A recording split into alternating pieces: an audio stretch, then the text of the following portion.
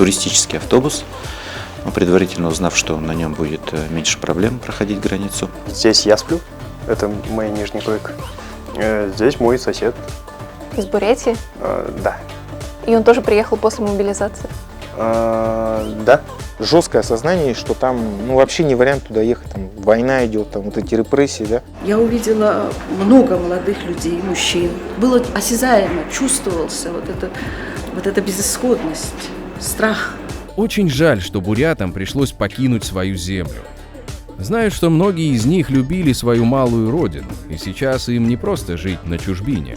На самом деле мне не передать словами, как помогли нам монголы в это тяжелое время.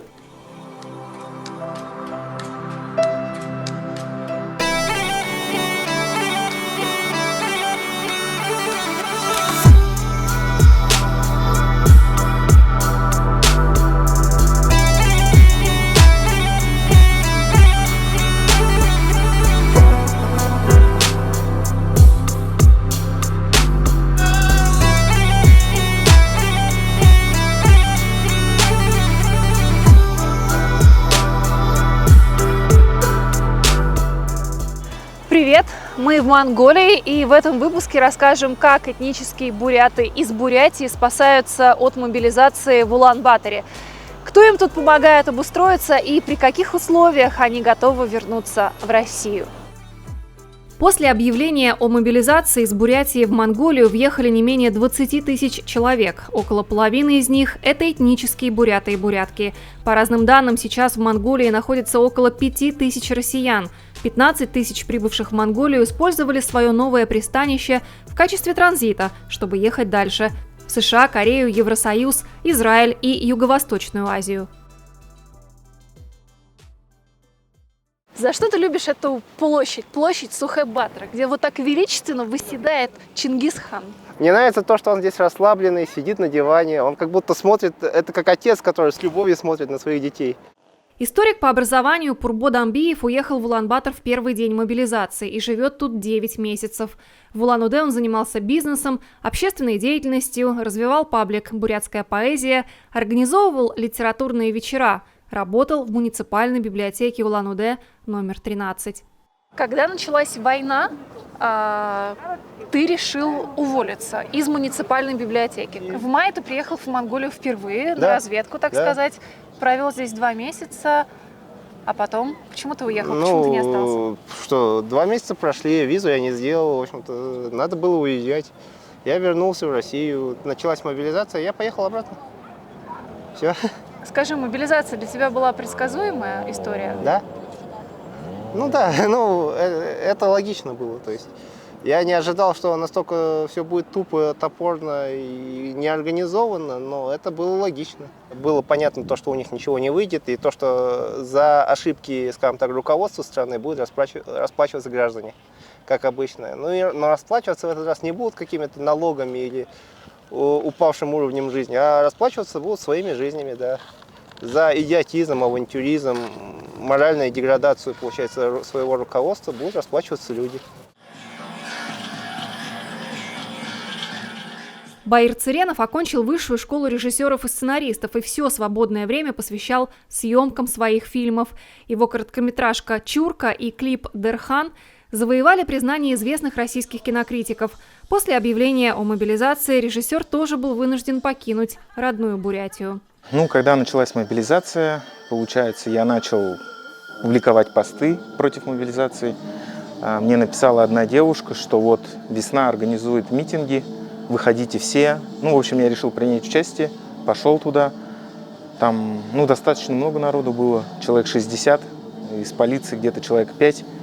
И, получается, они были без экипировки, без дубинок своих, без масок даже. В общем, они не были готовы, я так понимаю. Потом был еще 24 числа, но меня там чудом почему-то не забрали, я не знаю. Вот из всех этих Низовкину взяли, там, много кого.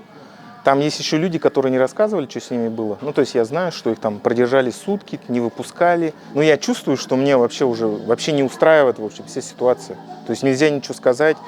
Вот идет этот геноцид, то есть на войну людей отправляют. И в общем-то, я больше не из-за мобилизации пошел, а потому что, ну, все надоело вообще уже вот с 24 числа, как эта война началась, как пошли эти жертвы.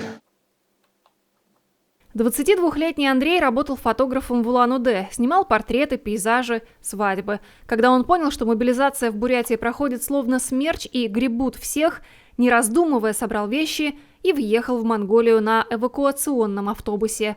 Его организовали сотрудники антивоенного фонда «Свободная Бурятия». В Монголию сильно не собирался, но вот 23 числа пришлось покинуть, скажем так, твою родину и очутился в Монголии. И снова сесть за парту, стать студентом. Да. Расскажи, что это за вуз? Вуз называется УБИС. Если расшифровать, то Улан-Батори Эрдем Ихсроль. Улан-Батор Эрдем университет, да, если по-русски. Расскажи, что ты почувствовал, когда узнал, что президент объявил мобилизацию? Я в это не так сильно, наверное, поверил. Я такой, типа, ну, скептически. Ну, такой, ну, ладно, наверное, пройдет в любом случае. Сильно, наверное, не буду куда-то ездить или еще что-то. Потом дошли новости до моих друзей. Началась чуть ли не всеобщая мобилизация, хотя говорили вроде бы частичная. И начал смотреть новости, слышу, что везде всех забирают. Смотрю, и из деревень всех мужиков забирают. Даже там старых, средних, там 35-55 лет, неважно, там типа забирают всех. Я смотрю, я вот такими глазами все это смотрю. Потом мне друзья пишут, а они с соседнего района, то есть я там, грубо говоря, там на Восточном живу, да, они там чуть ли не на ПВЗ и такие типа пишут, вот к нам уже стучатся уже с повесткой. И там 2 часа там стучится какой-то мент, и давай, типа, вот повестка. И я на это смотрю и такой, типа, блин, как? Оказывается, вот на порог нашего дома уже вот такие новости. И я, долго не думая, сразу собрал вещи и уехал. В истории семьи бизнесмена Николая Васильева сплелось много этносов – молдавский, украинский, бурятский. Сам он считает себя бурятом. Васильев планировал уехать из России после аннексии Крыма, но не смог осуществить задуманное. После начала полномасштабного вторжения России в Украину ему стало очевидно, что отъезд неизбежен. Прыгнул в туристический автобус, предварительно узнав, что на нем будет меньше проблем проходить границу. Много вещей с собой взяли? Нет, у меня был рюкзак. Абсолютно никаких вещей. Зарядка для телефона, зубная щетка. Я был классическим туристом. Когда 24-го начались эти события, именуемые специальной военной операцией, у меня четкое понимание стало, что все, вот уже отъезд не за горизонтом. И не будучи там военным каким-то аналитиком, стратегом, было четкое понимание, что Россия к войне не готова, к той войне, которая сейчас там происходит, несправедливая война, к слову.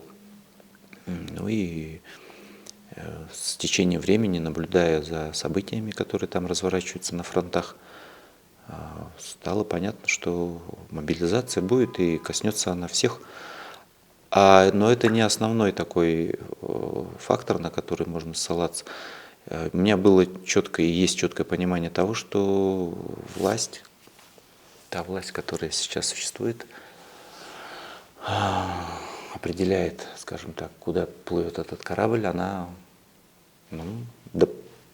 максимум кровожадная, то есть бесконечно кровожадная, и те упыри, они готовы в топку закинуть всех и вся. Поэтому категории возраст, военная специальность, учился ты на военной кафедре или нет, все это приобретает характер условности, эти вещи. Поэтому в российской истории, я думаю, это не вновь, когда представители, в том числе малых народов, кидали в топку какой-нибудь очередной безмозглой авантюры, жестокой, кровавой, во имя там чьих-то интересов, в том числе и имперских. Николай Васильев прав. В начале XVIII века русское государство жестоко колонизировало бурят, которые тогда находились под юрисдикцией двух монгольских ханств. Буряты отчаянно сопротивлялись русским казакам больше 100 лет. Об этом говорят известные немецкие исследователи Сибири и выдающийся русский ученый, академик Алексей Павлович Окладников. Появление русского населения сыграло роль катализатора в процессе вынужденной миграции бурят. Они бежали в Монголию и Китай из-за непрекращающегося насилия и произвола. Революция 1905 года послужила мощным толчком для первой большой волны миграции бурят в Монголию. Вторая волна случилась летом 1916 года, когда Николай II издал указ о реквизиции мужского и нарочистского населения на тыловые работы фронтов Первой мировой войны, хотя буряты были освобождены от несения воинской повинности. Третья и четвертая волны эмиграции случились после гражданской войны, коллективизации и репрессий в конце 30-х годов. Господин Батуль, вы один из отцов демократии Монголии. Стояли у истоков демократического движения в Монголии. И вы этнический бурят. Расскажите про то, как ваша семья, ваши предки оказались на монгольской земле. Я бы хотел прежде рассказать про еще одного видного монгольского политика, сыгравшего большую роль в демократической революции, которая произошла в нашей стране. Это Зориг. И он этнический бурят. Мать у него русская, а отец бурят. Он был моим другом и соратником. Да, мои предки оказались тут в 1919 году из-за революции, которая случилась в России. Они жили в местности Яравна, это бурятские земли. Они жили в достатке, у них был скот, но они бежали от революции и гражданской войны. Однажды я посещал родину своих бабушки и дедушки. Я подумать не мог, что этот исход повторится вновь, и буряты в таком количестве будут снова приезжать в Монголию. В то время, когда мои предки покинули Бурятию и приехали, монгольское правительство пошло им навстречу и выделило земли, на которых выросли мои родители. И сейчас снова монгольское правительство идет навстречу россиянам в визовых вопросах. Мне очень жаль, что бурятам пришлось покинуть свою землю. Знаю, что многие из них любили свою малую родину, и сейчас им не просто жить на чужбине.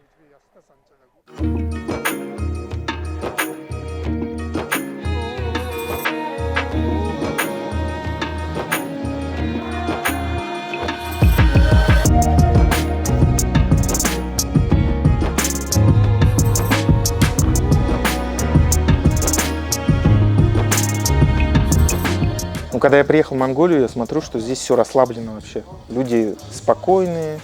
У нас там такая напряженка, да, все там в панике, в шоке все. А здесь так спокойно все. И я вот эту просто помню эту картину, как люди такие спокойные, никто никуда не торопится. И это такой контраст резкий был. Ну, вот такие ощущения у меня были. Я просто написал ВКонтакте своему другу, который здесь живет. Говорю, ну, в общем, я еду, короче, как-то так. Он говорит, ну ладно, давай. То есть я вообще ехал, не знаю куда. И потом, когда я приехал уже, он мне позвонил, говорит, вот у меня есть там дача, может туда. Я говорю, давай. И все, получается, в первом месте я там жил. Потом здесь встретил своих друзей. Они говорят, вот у нас там есть жилье, может к нам. Я говорю, ну давайте. Ну и вот, в общем, как-то так все время. И ты все время перемещаешься с одного места Да. на другое. Сколько квартир и дач ты уже сменил? Ну, наверное, 3, получается. Но сейчас я снимаю, получается, комнату арендую. То есть уже все, этот срок вышел. Ну, сколько можно уже.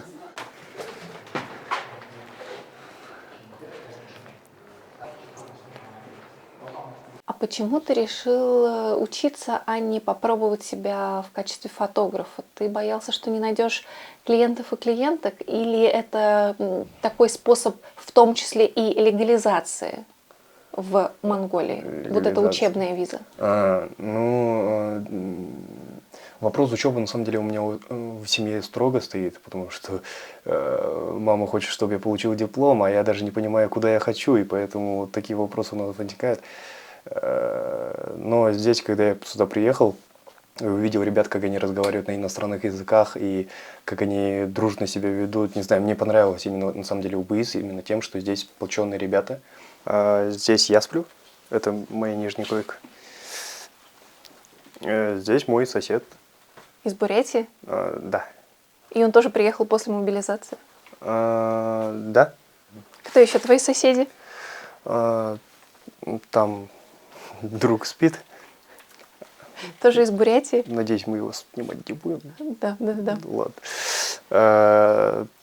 Там у меня еще один друг спит, но его сейчас нету, да. Он отсутствует, он поехал к себе на родину. Но ребята тоже все из Бурятии. Да. У вас да. тут такая бурятская диаспора небольшая. Не хватает еще бурятского флага. Бурятии.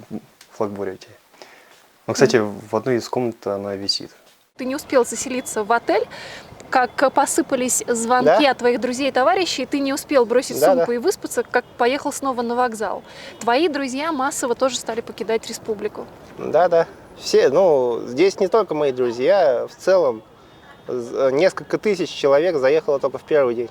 А напор это была такая струя, которая не ослабевала ни на день. То есть каждый день заезжало несколько тысяч человек, среди которых были мои друзья, какие-то там товарищи, бывшие коллеги, там, получается, коллеги нынешних коллег там, и так далее. Это очень много людей.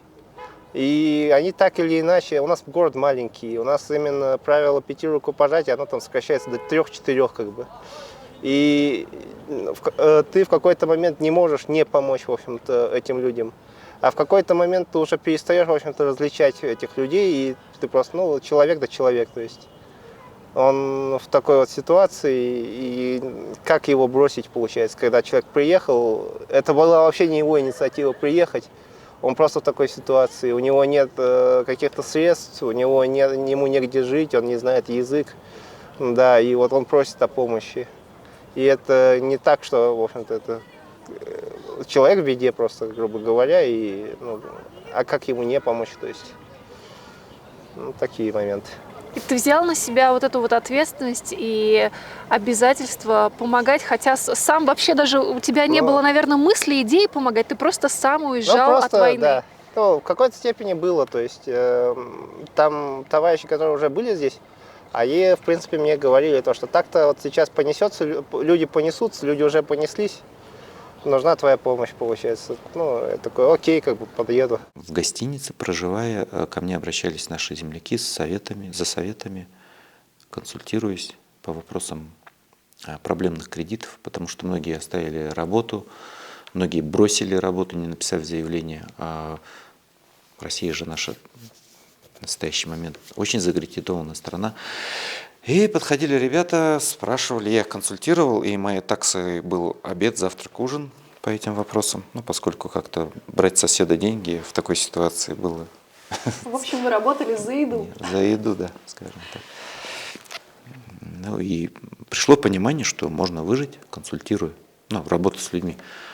А поскольку российский период моей жизнедеятельности включал именно вопросы, связанные с работой с людьми, я понял, что я здесь выживу уже, да, консультируя своих земляков, да, по разным вопросам.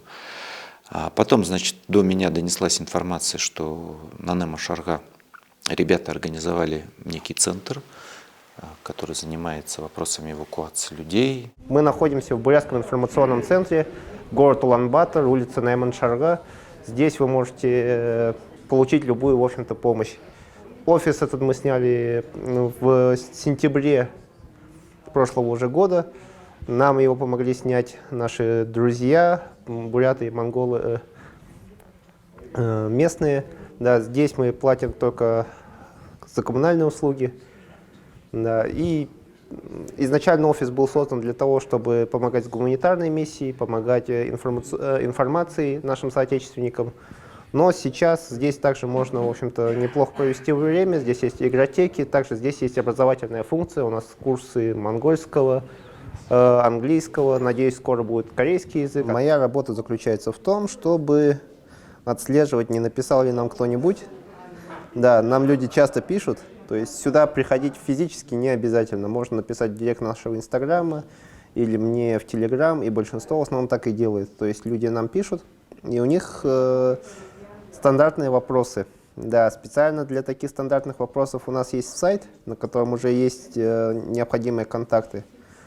То есть на нашем сайте можно узнать, как найти в Монголии жилье, работу, контакты русскоязычных врачей, контакты каких-то образовательных учреждений, куда можно поступить и получить визу. Также есть колонка, посвященная обмену денег, а также колонка, посвященная юристам, нотариусам и переводчикам. А почему люди тогда все равно тебе пишут? Они не знают, что есть сайт. Какой самый вообще популярный вопрос? Я на вокзале Драгон, что мне делать, в общем-то? Ну, такой есть вопрос. Я так понимаю, что они основную массу людей в тот момент переваривали, то есть расселяя в гостинице, решая насущные бытовые вопросы. Ну, а я же занялся другим вопросом. Я понимал, что людям нужно устраиваться, легализовываться и получать статус ВНЖ через, в основном, учебные визы. Я понял, что надо отрабатывать этот сектор. И я буквально за неделю обошел около 25-30 учебных заведений. В 12-15 из них нашел русскоязычных преподавателей, которые отвечали за сектор работы с россиянами. И они в тот момент стали вровень с ректором, скажем так, по статусу и значимости, поскольку осваивали бюджеты и привлекали клиентов в свои стены каждого учебного заведения. И вот мне удалось познакомиться в каждом из них с русскоязычным преподавателем. И я, приходя сюда, на Немо-Шарга, изучив уже рынок этот, ну так, не в деталях, конечно, но, в общем, примерно зная конъюнктуру цен, ну, стал благополучно подбирать что-то меньшее для наших соотечественников и буквально водил за руку туда, где уже у меня были наработаны знакомства. Выбор большой языков в Монголии колоссальный. То есть это и корейский, и японский языки, английский очень популярный, молодежь буквально вся на нем разговаривает. Монголы очень восприимчивы к языкам, очень легко им даются языки. Многие молодые люди разговаривают на 2-3 языках, спокойно вообще перестраиваются легко и просто. Это, кстати, очень такой отличительный, как скажем, козырь их общества. Хандама, мы находимся в галерее искусств. Здесь расположена выставка, курирует ее Тимур Золотоев. Ты была на открытии. Да.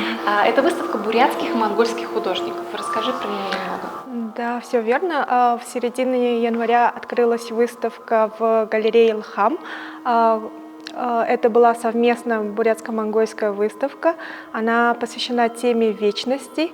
Здесь есть такие темы, вот как рождение, смерть и другие разные. Да.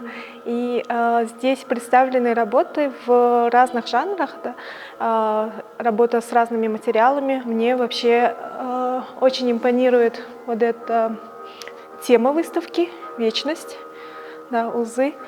Что она значит для бурят и монголов? Это, наверное, какая-то общая культурная тема, да, то есть как культурный код. Мы понимаем это как, возможно, культурный символ, но и религиозный, да, то, что есть реинкарнация души, что смерть не является конечной точкой, это цикл, да, и это нас, наверное, объединяет, да. Мы понимаем это, считываем с этих работ.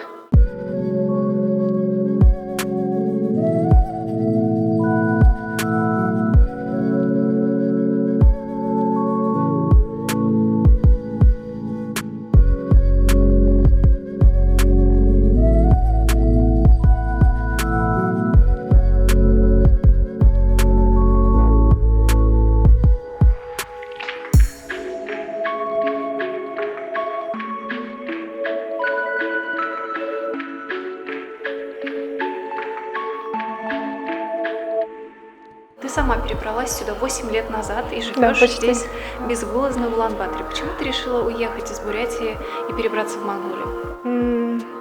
Для меня Монголия была неизвестным местом какое-то время, но как только я сюда первый раз приехала, я поняла, что здесь мне все понятно, то есть здесь все мне интересно, и мне захотелось побольше узнать об этой стране, потому что я чувствовала себя сразу как дома. Ты была одной из тех и до сих пор остаешься одной из тех, кто активно помогает жителям Бурятии, россиянам, россиянкам акклиматизироваться и интегрироваться в монгольское общество. Почему ты решилась помогать? Это как раз связано с моей личной историей, да, то, что мне приходилось так долго адаптироваться. Я знаю, что такое жить в среде, которая неизвестна. То есть мне хотелось смягчить вот этот этап адаптации для моих земляков, да, потому что у меня было очень много сложностей, начиная с иммиграционных вопросов до каких-нибудь бытовых вопросов, да, то есть снятие квартиры, например. Это все сложно, но если есть кто-то, кто помогает, да, то вот это происходит довольно легко, да. Для нас всех это был тоже такой стресс, наверное, да, то есть волна наших земляков, они ходят по улицам, да, и сразу заметно, что они растеряны, да, то есть они не знают, куда идти. Даже элементарно купить сим-карту у них не получается, и мы это видим, да, и это было настолько видно, это был как шквал, цунами, да, то есть и для тех людей, которые тут живут, наверное, я даже не знаю, как можно было не помогать землякам, да, то есть я думаю, что это было очень естественно. Но это было очень страшно на самом деле, это происходило очень быстро, и люди приезжали, допустим, опять же, с моей Аги, да, люди переезжали через ту границу, которая, через тот пограничный пункт, да, который я вообще даже не слышала, да, что там переходит, они переходили пешком даже. Да, и поэтому у всех приехали родственники, знакомые. Даже, наверное, на таком уровне, да, начинается помощь и как бы необходимость помощи.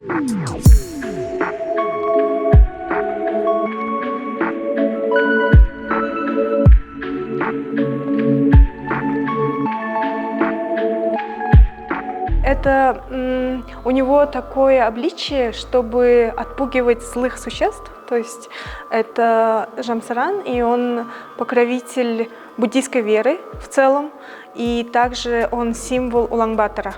Да, и как бы он, как называется, савдык, хозяин Улан-Батора. Здесь изображен весь вообще Улан-Батор в разных его проявлениях. Мне нравится вот тут химические формулы. Это формула угля. И здесь нарисован как раз скандал по коррупции угля. То есть то, что у вас в Улан-Баторе. Да, да. Ну и вообще картина представлена в буддийской манере живописи. Да, здесь мы видим, как основное, да, божество мы видим Жамсаран, но также есть вставки, это современное искусство, поэтому есть какие-то, вот, допустим, мыши в смокингах, здесь очень много элементов. Ну вот восточный календарь, белый старец. Ты решила отвечать в центре за обучение монгольскому языку. Ты сама преподаешь? Да, я вот тоже это моя трудность, да, я переходила с бурятского на монгольский долго, и я хотела бы тоже, чтобы люди, которые приехали, быстро усвоили какой-то минимум монгольского, да, то есть чтобы для них это не было серьезной проблемой. И, наверное, мы разделили обязанности на кто что умеет, да, то есть мои скиллы это были, да, в образовании, да, в обучении и в какой-то подаче информации, да, допустим, я знаю, сколько стоит такси по Улан-Батору, да, вот такие элементарные вещи, да, и кто-то хорошо организует мероприятия, вот Пурбо очень хорошо может организовать, и поэтому мы вот так разделились, кто-то брал на себя менеджерские обязанности, и я взяла на себя вот информационную поддержку и монгольский язык. Да. У нас есть корпус монгольских волонтеров, которые помогают. Они сами, некоторые из них этнические буряты. И там у нас есть волонтерка Угон Баир. Она решила сделать клуб монгольского языка. Это была ее инициатива. И она мне предложила преподавать. Я преподавала в частной практике.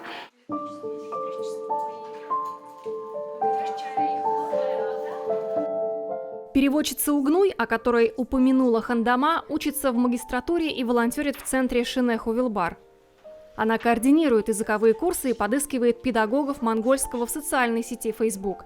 На ее призыв откликаются разные люди. Потомки бурят, сбежавших в Монголию 100 лет назад, монголы, которые владеют русским языком, и монголы, которые просто хотят помочь россиянам, вынужденно оказавшимся в их стране.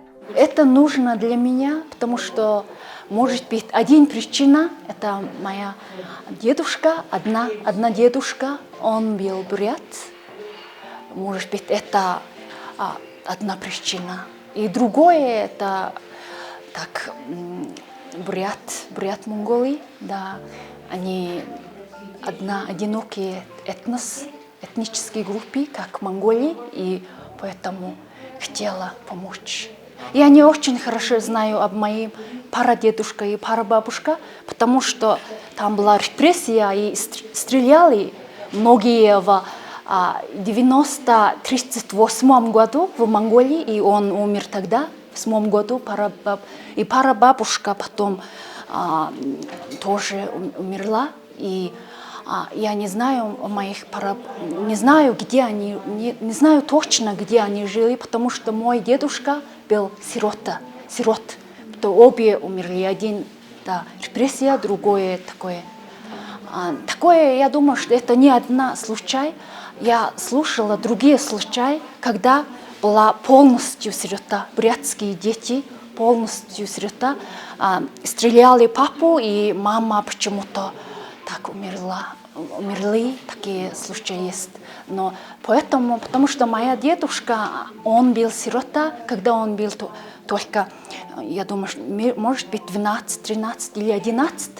Я думаю, что он тоже был ребенок, и потому что он тоже умер, когда я родилась, я не так много знаю, где они жили в Бурятии. Это очень трудная ситуация.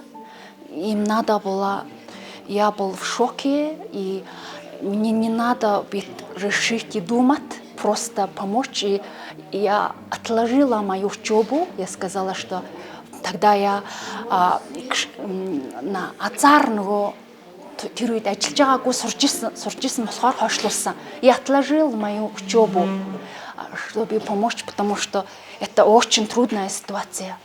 Они не знают монгольский язык.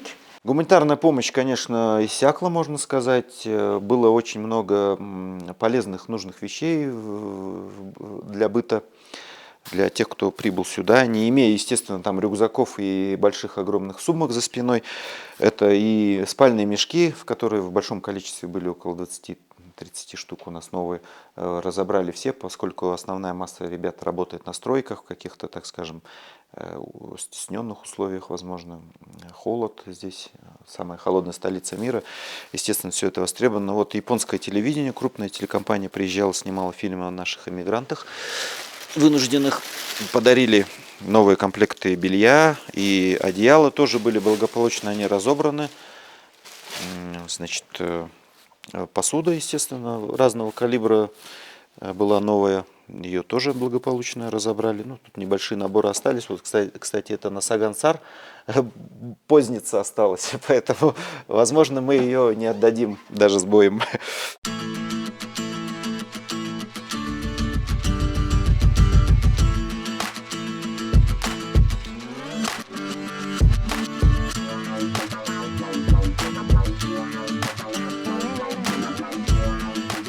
Агнуш, ты предпринимательница, дизайнерка, занимаешься апсайклингом и владеешь магазином секонд-хенда, один из первых секондов в Улан-Баторе.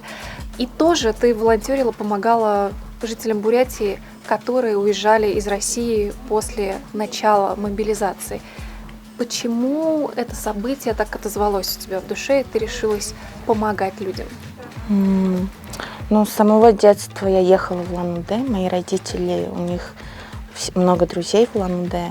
И мой папа тоже один из основателей Алтарганы. Как только я узнала про эту ситуацию, мне просто такая реакция была, что мне сделать, как мне помочь. Ну, я в то время жила одна в трехкомнатной квартире.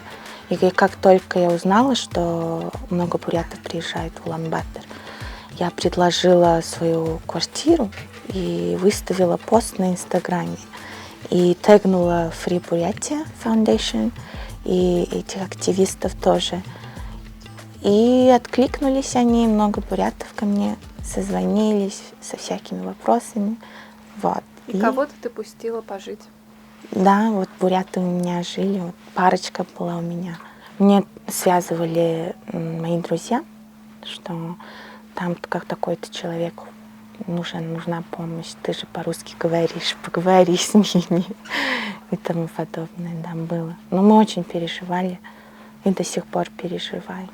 Но я пока что не знаю, как еще помочь. Вы знаете, у меня была такая ситуация, когда вот это был первый наплыв, и меня просили выступить, работать переводчиком. И там было большое такое собрание людей. И тогда я первый раз почувствовала, что значит люди, бегущие от войны. Я увидела много молодых людей, мужчин. Я увидела вот это в воздухе прямо физически висел вот этот, было осязаемо, чувствовался вот эта безысходность, страх. Люди бежали, это прямо чувствовалось. И я подумала, боже мой, я теперь поняла, что чувствовали евреи, которые бежали из фашистской Германии. Этот страх чувствовался в зале, где я работала переводчиком.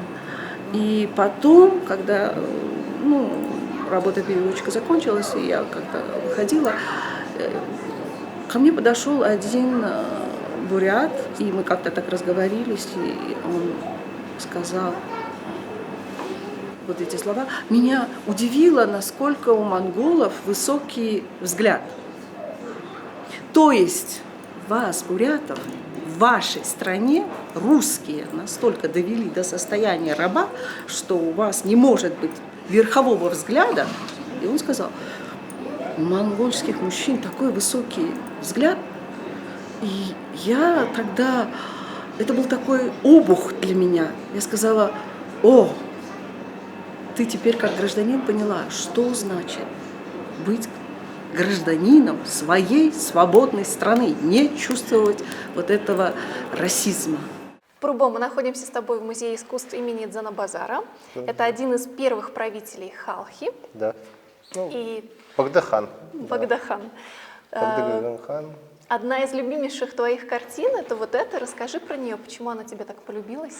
Да, получается, эта картина называется «Один день Монголии». Это примерно, получается, вот, наверное, начало 20 века. И оно, я не знаю, сможет ли передать камера все великолепие этой картины, но она очень-очень детализированная.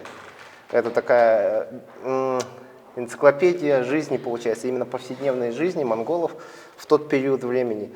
Она в целом исполнена в традиционном стиле вот этого рисунка. От того, что здесь очень много деталей, получается, в глазах начинает рябить. Но если именно смотреть фрагментами, вот, допустим, вот этот вот фрагмент, если взять, то здесь... Строительство юрты. Да, установка юрты. Вот здесь войлок, получается, катают. Здесь оскопление скота, конкретно именно верблюдов. Здесь, какая-то баня. Да, вот здесь... Игры какие-то или охота? Да, здесь встречают каких-то очень уважаемых людей, да, вот здесь войлок катают, здесь какие-то есть любовные сцены, да, в целом здесь очень много всего.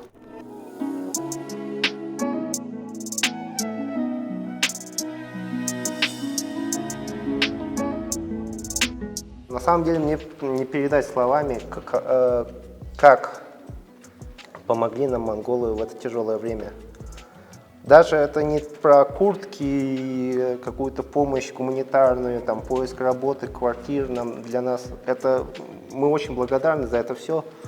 Но в первую очередь это именно моральное осознание того, что мы не брошены в этом мире. То есть у нас есть братья, у нас есть сестры, и они действительно были как-то по-человечески рады нас встретить. И, в общем-то, я не ожидал на такую именно степень душевного тепла, который, в общем-то, к нам проявят.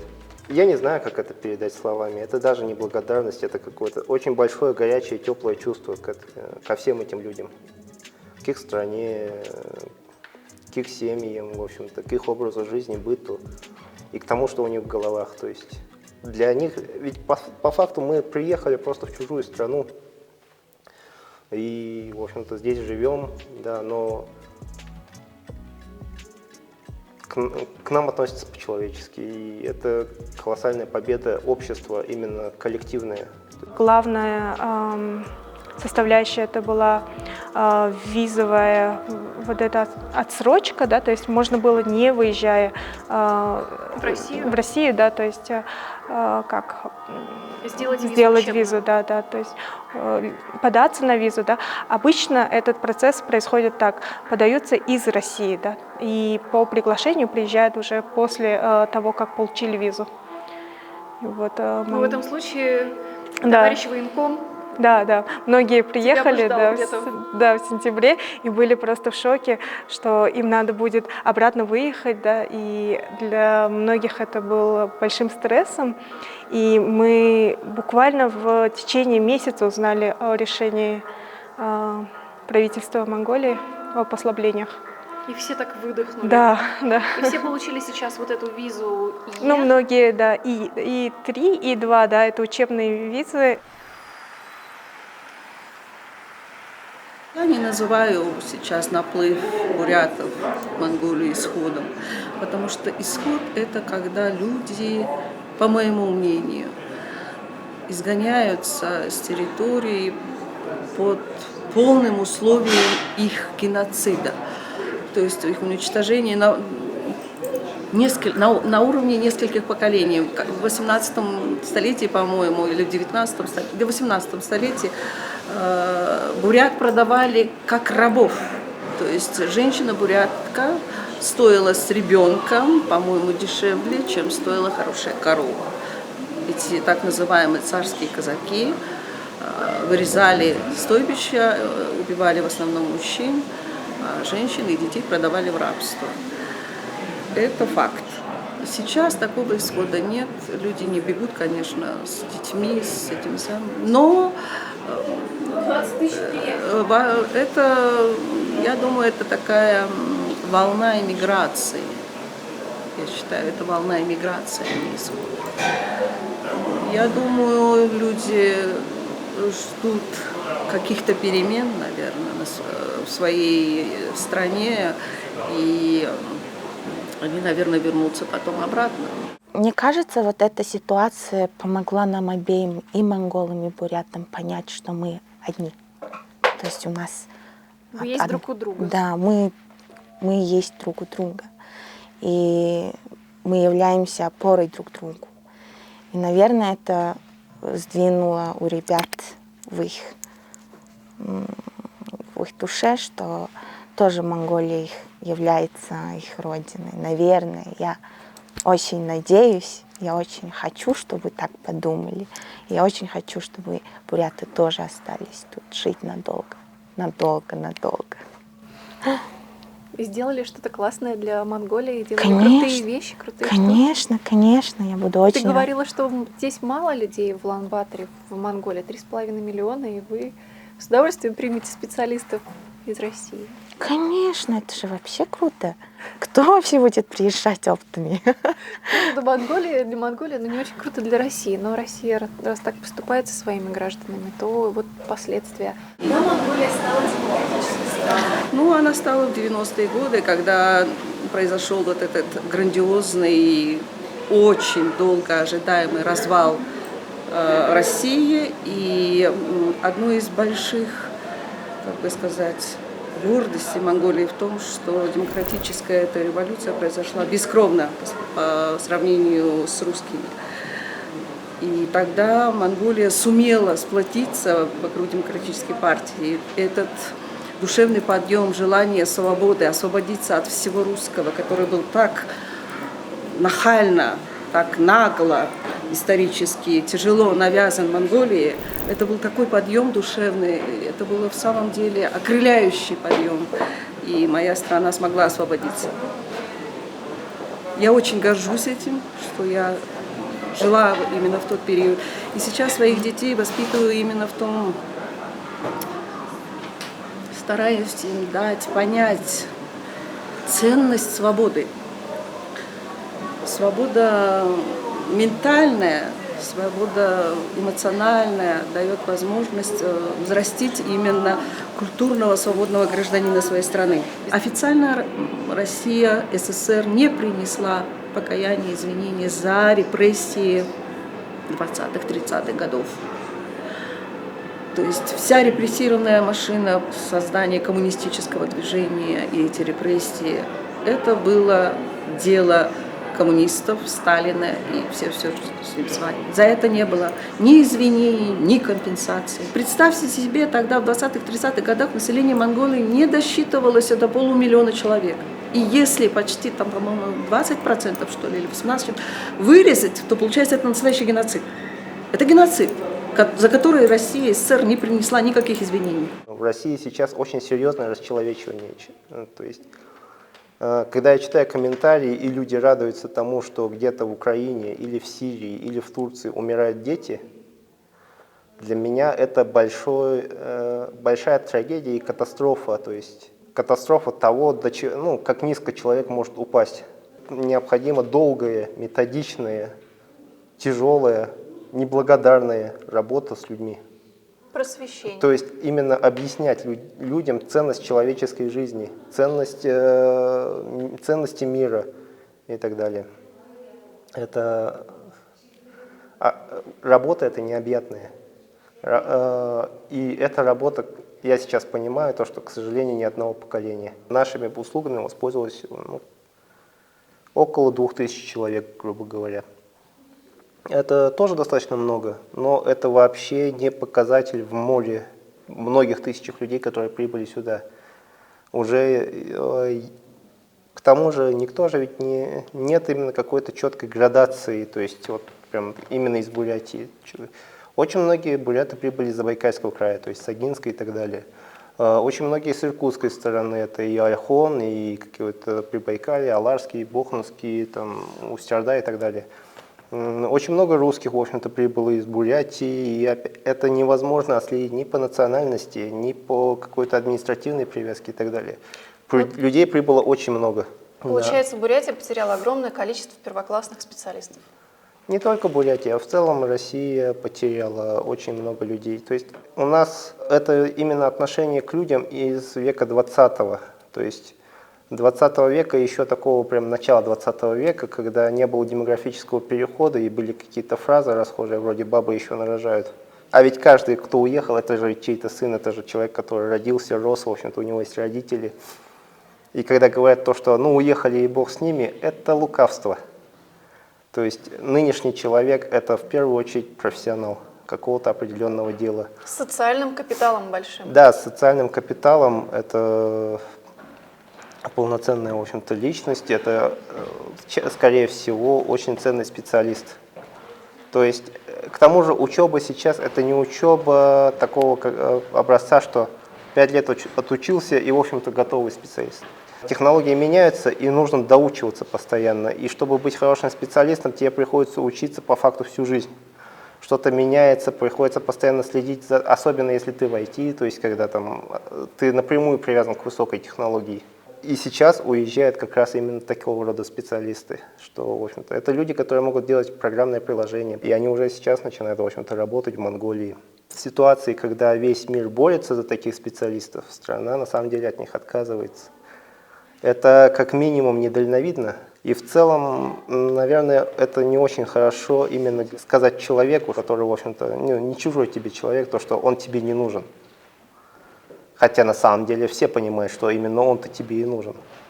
Вот это вот какая-то истеричная, на самом деле, вот, истеричная, нездоровая постановка вопросов, получается. Именно мнение, то, что страна может обойтись без кого-то. На самом деле кто-то может обойтись без этой страны, с этой ситуацией. Это Тонзуб, Бурбо. Это расстраивает, потому что, ну, в принципе, эти люди могли поднимать Бурятию. эти люди могли привнести очень много в ее экономику. Они привносили очень много в экономику. То есть я не буду говорить именно, но здесь есть очень сильные специалисты в своей области, которые были долгое время гордостью Бурятии и гордостью Улан-Удэ.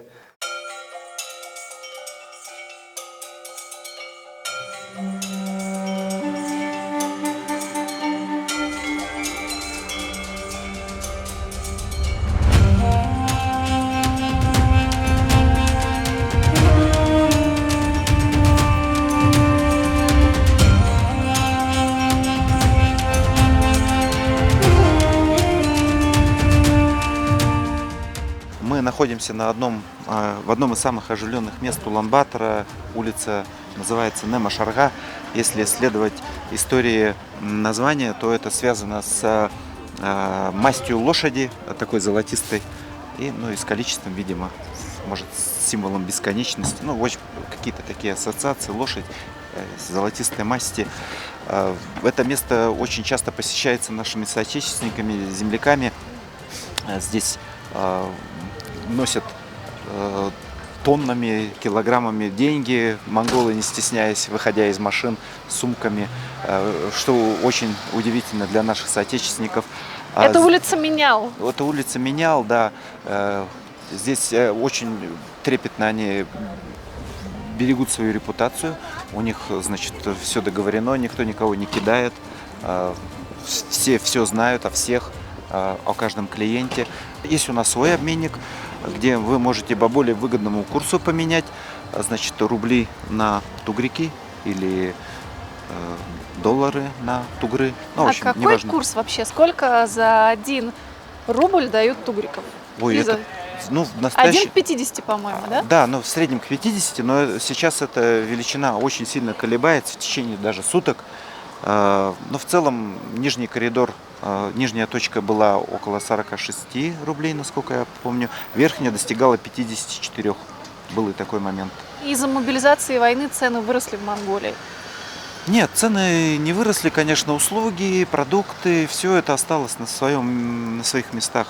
Подросли цены, конечно, может быть, на недвижимость, на аренду в частности, не более того. Все остальное достаточно демократичные ценники имеет. Поэтому здесь комфортно в этом плане. Тем более те, кто имеет какие-то накопления или хорошие зарплаты, еще будучи работая дистанционно, в дистанционном формате в России. Поэтому в плане ценовой политики и покупательской способности достаточно комфортное место для локации. А если учесть остальные факторы, то что здесь достаточно гостеприимные, добрые люди, нет агрессии в обществе, то все становится на свои места. Жить надо здесь. И здесь же ваш офис расположен? Да, наш офис располагается на 5-м этаже. Вот как-то так удачно сложилось. И все знают, где это место находится, поэтому легко найти нас и обратиться за помощью. Сейчас мы пойдем в один из университетов, в котором учатся около 400 наших соотечественников, достаточно большая цифра. И по случаю там открылось кафе бурятской русской кухни. То, что нам близко, то, что нам понятнее, то, что нам с детства знакомо, то есть вкус детства. Пойдемте, уже есть бузы. Да, и будем кушать бузы и борщ. Традиционные бурятские бузы.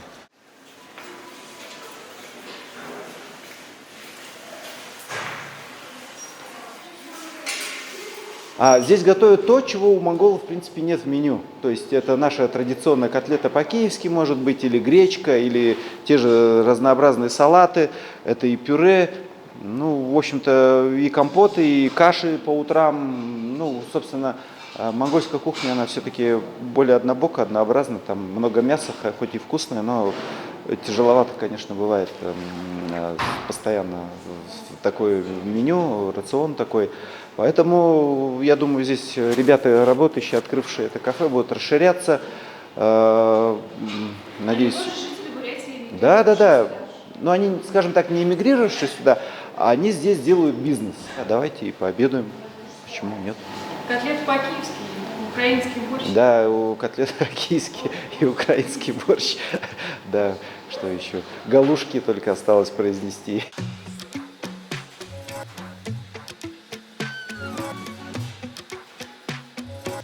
Вот классические наши бурятские вузы в Монголии, да более знакомый вкус.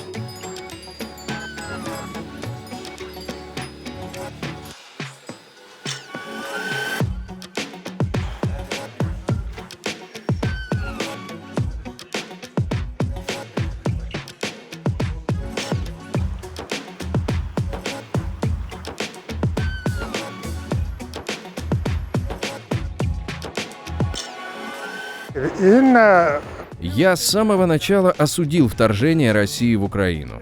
На этом здании я вывесил большой плакат против войны, позже его сняли. Важно понимать, что эту войну начал именно Путин, а не россияне. Массовая иммиграция из России, в том числе в Монголию, говорит о том, что люди не хотели этой войны. Пожалуй, самая уязвимая группа людей в путинской России – это сельчане. Они самые бедные в стране.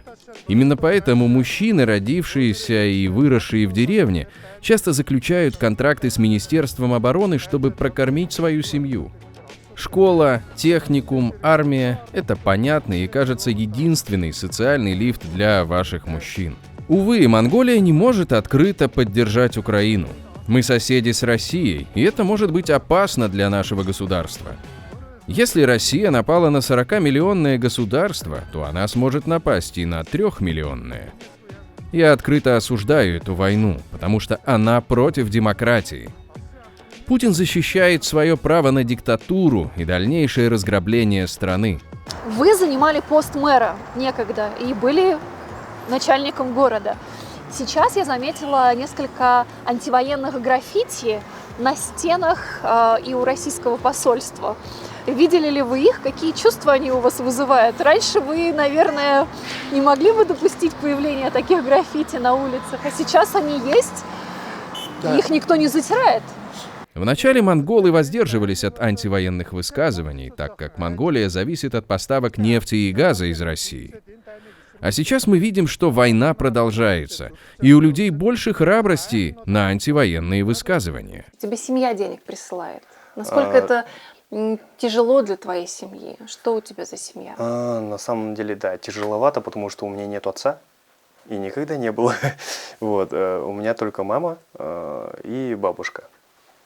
Все. И они присылают деньги, как только могут. Но я стараюсь у них не брать деньги, потому что сам где-то ищу. Вот. В любом случае, я фотограф, поэтому всегда могу подзаработать. Ты приехал с фотоаппаратом, все Да, дела? я с фотоаппаратом. Можно ли говорить, что часть твоих друзей тоже эмигрировала из России? Или кто-то остался в Улан-Удэ? Или кто-то пожил в Улан-Баторе, успокоил нервы и вернулся в Россию? На моем опыте не так много людей, которые вернулись. То есть 1-2 есть, они вернулись, но в основном ребята либо здесь остаются, либо транзитом уезжают, либо в Корею, Вьетнам, США, что еще? Через Мексику. И еще один друг в Израиле. Как-то так. Все твои друзья где-то? Да, по всему миру прям разбросало. Как здесь с работой? Как тебе здесь заработать денег, чтобы жить дальше? Вообще, получается, мы сейчас на студии находимся, делаем один проект, получается, написал сценарий, и будем искать продюсеров. А вообще с работы, я думаю, здесь тяжело на самом деле. То есть какую-то низкоквалифицированную можно найти, но это еще связано с самим законодательством, потому что вообще-то они же не ожидали, что мы так массово сюда приедем, граждане России. В целом у них миграционная политика довольно такая жесткая. Я их понимаю, потому что население небольшое, а рядом 2 такие большие страны. Агрессивные. Да, 2 авторитарные, посреди них демократическая страна, где можно выходить на митинги, там, говорить что угодно. И они еще даже не верят, что в других странах по-другому. Это вообще как, я не знаю, как в пустыне какой-то этот оазис есть. Вот так. Я снимал для ребят, которые только открыли кафешку. Это кафе специализируется на курочке. И я фотографировал бургеры с курочкой. Там, не знаю, стрипсы, не стрипсы, вот это вот все, короче. И Ребята только открывались, и там владелица немного разговаривала на русском языке, и она прекрасно все переводила, я все это понимал. И это было очень удобно, и на самом деле очень классно провели время, потому что я сфотографировал, они меня еще покормили, и еще сверху дали, и типа и заплатили за заказ, и это было очень, блин, мило, мне кажется. И мы еще разговаривали, они, блин, каждый, наверное, монгол, с которым я работал, они постоянно такие, типа, как у вас дела, как все ли хорошо, то есть они спрашивают, типа, чем можно помочь, есть ли заказы, вот прям очень интересуются и хотят помочь в этом. И огромная благодарность вот монголам за то, что вот так вот принимают, это прям очень, очень благодарен за это, да. Тяжело тебе, скучаешь ты? Нет, вообще-то почему-то не скучаю. Ну, может, так по родным, но, в принципе, какое-то жесткое осознание, что там, ну, вообще не вариант туда ехать, там, война идет, там, вот эти репрессии, да. Я вообще не знаю, как там люди живут. Ну, как бы, в принципе, какая перспектива-то там вообще в России находиться? То есть, если режим будет сохраняться, да, то можно будет снимать только что-то пропагандистское, да, про войну, про там партию и все такое. Ну, кому это вообще интересно? И понятно, что это и будет, ну, какое-то невысокое качество самого продукта. Я еще просто здесь встречал парней, которые, ну, кто-то каким-то бизнесом, да, то есть вообще с государством не сильно сталкивался, и ходит с таким разинутым ртом, типа, как это вообще получилось, почему я, типа, тут оказался. Я думаю, ну как можно было не замечать вообще все, что вокруг тебя происходит? Ну, смешно, конечно, было. А почему, как ты думаешь, люди не замечали? То есть такое вот тотальное нежелание интересоваться политикой, быть активным, брать на себя ответственность, переложить ее на кого-то? Ну, я думаю, у меня сейчас такая теория, что все это из-за репрессий. То есть это когда-то вот эти наши, получается, бабушки, родители очень сильно от этого пострадали. Они, наверное, были детьми, видели все это. И вот на самом деле они не любят совок-то. Это все, я думаю, вообще чушь полная. Просто такая защитная реакция. Вот ты находишься в тюрьме, грубо говоря, да? Но тебе же надо как-то жить. Ты же не будешь думать каждый день, вот там репрессировали моих родителей, друзей и так далее. Ты должен смириться с этой. Тем более ты не можешь никуда не убежать, не высказать. И ты начинаешь уже как-то приспосабливаться. Стокгольмский синдром такой. И все, и ты уже своим на автомате детям просто говоришь, не высказывайся, не говори. Просто я как-то начал откровенно разговаривать, ну, с людьми старшего возраста. И все-таки дошел до того, что все держится только на страхе на самом деле. Просто они уже сами себе не могут признаться в этом. Но на самом деле это все на страхе только и держится. Андрей, ты ходил на протесты в Улан-Удэ 2 года назад, и ты мне напомнил о том, что я даже подходила и брала у тебя интервью. Надо пересмотреть этот стрим. Здрасте. А вы сегодня почему пришли на театральный? Потому что я увидел фильм про Путина. Про дворец? Да, про дворец. Удивлен? Ужасно. На самом деле, я был шокирован, когда я это увидел. И это просто, на самом деле, ну, масштабы поражают, на самом деле, масштабы. Прости, а сколько тебе лет? 20 лет. Молодец. А ты родителям сказал, куда пойдешь? Нет. Почему ты не побоялся прийти сегодня сюда? Да. Не побоялся? Не побоялся. Тебя ничего не остановило? Ничего не остановило. Угу. Не боишься быть задержанным? Нет. Спасибо тебе большое. Ну, вообще, я изначально был аполитичным, то есть я сильно не увлекался политикой. Но как только начал увлекаться, интересоваться и впитывать всю эту информацию, мне становилось все тяжелее и тяжелее, потому что, ну, думал, что же с нами происходит, почему это так? Вот. И в один момент, когда вот Навального забрали, и вот все это началось, и он рассказал про дворец Путина и все это остальное, и я прям такой, типа, что? Объявили вот это вот время, когда нужно выходить, и я такой, типа, нет, нужно выходить. И... Тебе 22 года. Получается, ты родился, когда Владимир Путин был президентом. И вот прошло 22 года, да. И ты всю свою жизнь прожил при нем. Да. Я видел только одного президента. Так, вот это мой аусвайс, так его назовем на монгольский манер. Мой порядковый номер 10719. И о чем он говорит это цифра? Это цифра тех, кто приехал с момента, в общем-то, начала мобилизации, может, чуть раньше.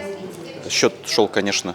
То есть это получается около 10 тысяч наших соотечественников легализовались через данный продукт, через учебную визу. Ну, примерно что-то подобное.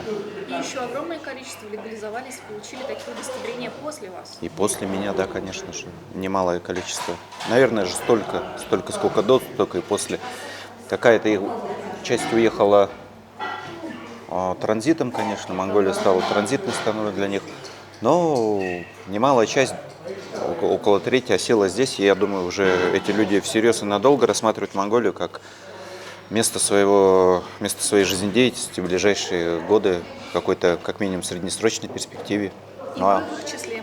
Да, в общем-то, я к их числу могу смело себя отнести, понимая, что в данный момент и в последующем в России все будет плохо, социально-экономическая ситуация будет тотально, резко ухудшаться. В какой-то степени у меня есть понимание, что, скорее всего, через 2-3 года государство не сможет уже выполнять свои социальные обязательства, то есть вопрос станет о выплатах пенсий и зарплат. Я даже могу поспорить с кем-то на этот счет. Были и такие споры у нас не здесь, а еще до этого, до военных событий. Вот. И это уже многие понимают, приезжающие сюда молодые люди. И даже если человек не понимает, надо с ним некую работу проводить подобного плана. Дать понять, что сделай выбор стратегический, то есть преодолей трудности сегодняшнего дня, изучая язык, борясь там с бытовыми какими-то неурядицами, но именно сейчас, потому что потеряв еще время какое-то там, по ту сторону границы, ты окажешься не в числе первых, кто здесь уже будет жить нормально, освоившись, выучив язык, адаптировавшись. Поэтому этот выбор, конечно, непростой, но я советую его сделать. Это очень молодая страна, здесь очень много молодежи. Есть какой-то, вот это вот большое количество молодежи, она создает какой-то дух свободы, озорства какого-то, какой-то позитивный вайб. Прости, Господи, за это слово. Формула, сколько ты намерен оставаться в Монголии? Правильно ли я понимаю, что сейчас с такими политическими высказываниями дорога домой закрыта? Как ты к этому относишься и насколько ты готов связать свою жизнь с Монголией, остаться здесь надолго или на всю жизнь, или ты не загадываешь? У меня, я сейчас нахожусь в очень таком раздрае большом, я очень много думаю над этим. Потому что я влюбился в Монголию, я влюбился в нее глубоко, бесповоротно, с головой. И здесь это прекрасное место, чтобы прожить жизнь. То есть мне нравится дух, мне нравится свобода, мне нравится гостеприимство, мне нравится именно моральный облик этого общества, мне нравится то, что оно очень здоровое, оно очень зрелое. Да, но с другой стороны, будет ли, наверное, если я не думаю, что это правительство в России надолго. И, возможно, оно падет, возможно, появится другое правительство, и, возможно, даже Бурятия будет независима.